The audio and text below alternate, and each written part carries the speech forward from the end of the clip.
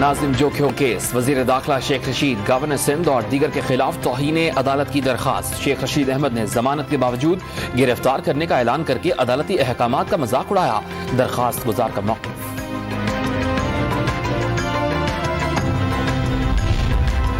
Absolutely not drama है। इमरान नियाजी ने रियासत मदीना की बात करके क्वार्टर्स को करप्शन का मौका दिया, अवाम को कंगाल कर दिया। शहबाज शरीफ का जलसे से खिताब।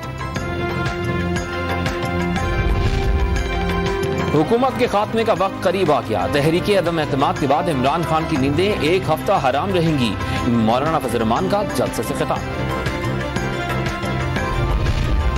और वजीर खारजा शाह महमूद कुरैशी अफगानिस्तान के हमसाया ममालिक के इजलास में शिरकत के लिए चीन रवाना।